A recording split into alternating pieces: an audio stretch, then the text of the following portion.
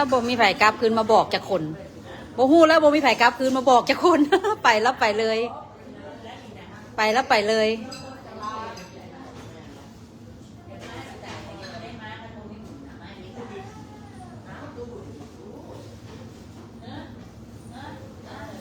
ถูกตู้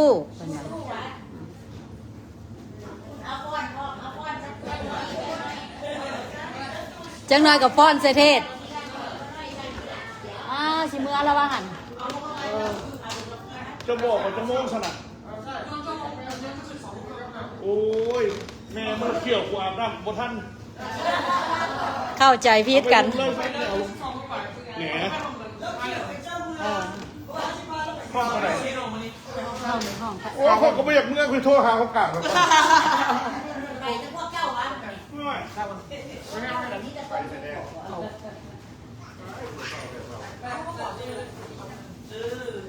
เฝ้าแทบเฝ้าว่าเฝ้าแทบเฝ้าว่าเราย่านประธานยนต์เราขึ้น2 โมงครึ่งเท่านั้นอ๋อเราก็ได้เฮ็ดหลายอย่างอยู่พ่อเห็นบอกเราแล้วว่าโมเมนต์เจนนี่ว่ามันขึ้นตอนนี้ไปเฝ้า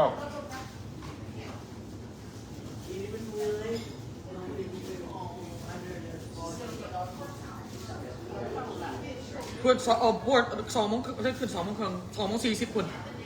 2:42จะขึ้นไปแต่1 โมงบ่ละ I know you don't have to because you already check you in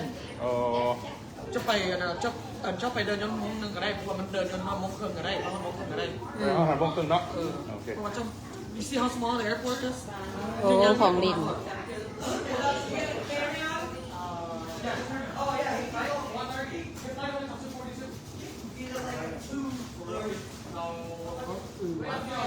ของนางอึงอ่ะนั่นน่ะจังไหนอาจารย์มาเด้ของนางอึงอ่ะนั่นน่ะ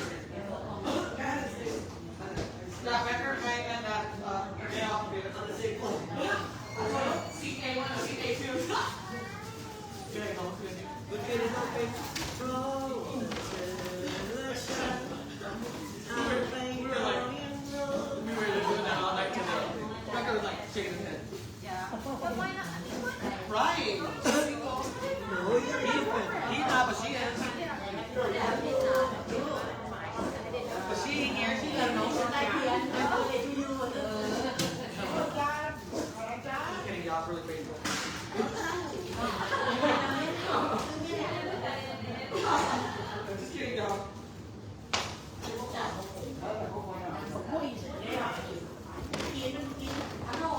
บักกล้วยมันมีแต่อันดิบตู้มีแต่อันดิบบักกล้วยบ่พูดนะเอาไปไหว้แล้วเอาอีกบ่เอาอีกบ่มัน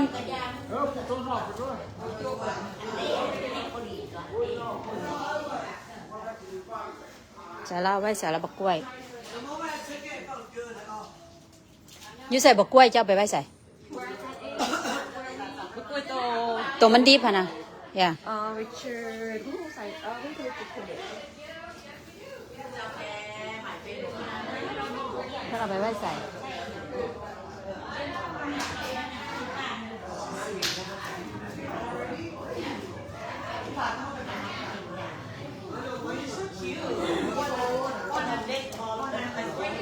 เอามาโลดมันใส่อยู่นะคะ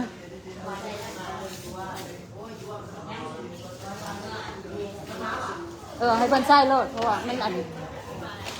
มันสิซุกอยู่เพิ่นว่าเอ้ยนี่ตู้กล้วย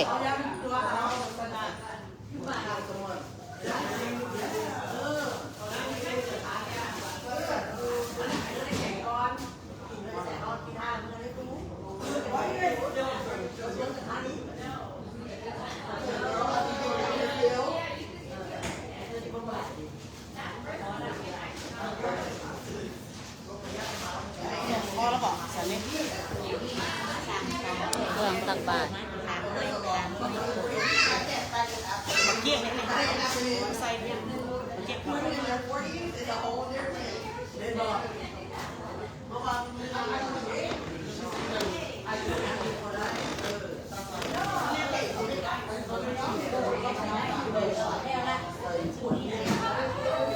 บักกล้วยบ่ใส่ว่าซั่น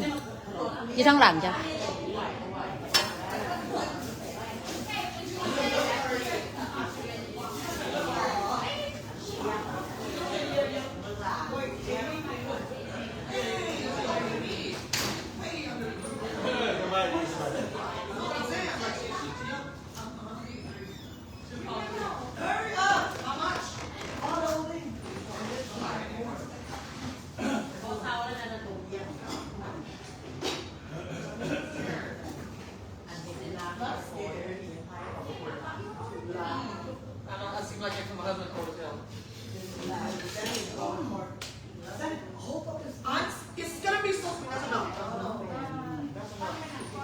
ใครยังบ่ได้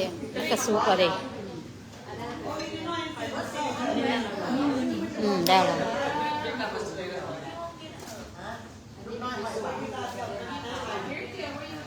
เตรียมตักบาตรเลิกมงคลเป็นบ่เนี่ยตักบาตรเลิกมงคลเท้าทองมี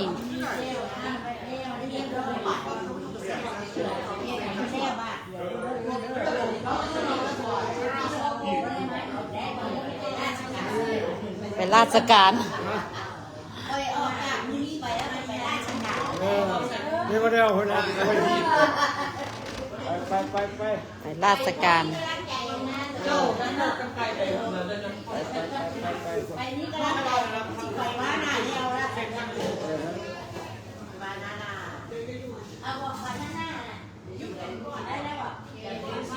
เบิ่งอาหารไปเบิ่งอาหาร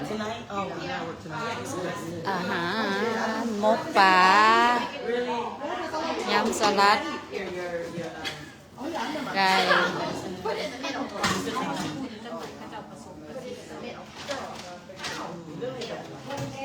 ข้าวปุ้นกำลังเห็ดอยู่ข้าวปุ้นน้ำปลาคือว่าสิบ่มีคนหลายดอกมื้อนี้เพราะว่ามื้อวันจันทร์เลิกการเหตุงานอยู่ High Point North Carolina เด้อเลิกมงคลเท่าทอมมี่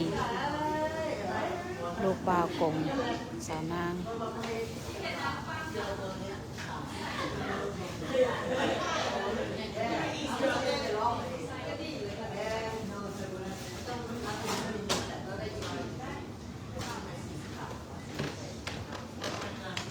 มนเห็ดเนี่ย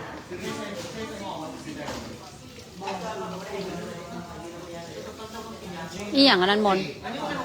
โอ้น้ำหวานนะคะไปเบิ่งน้ำหวานอีหยัง พอเขาในสกินเขาแล้วสกินยาว โอ้ยน้ำหวานจะบ่นี่น้ำสลัดมึงเอาน้ำหวานจีนี่โอ้อันนี้น้ำสลัดเด้อ ที่แปลหมอ น้ำยำสลัด I know โอ้ยแต่เขาพอแห้งก็จะไล่ ไลฟ์โซด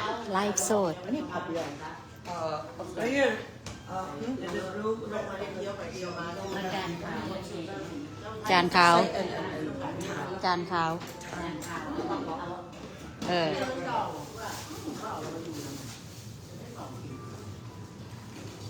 บัดเพิ่นมาแล้วสิทายเบิ่งมาอีกเด้อจังหน่อยพระมาตักบาตร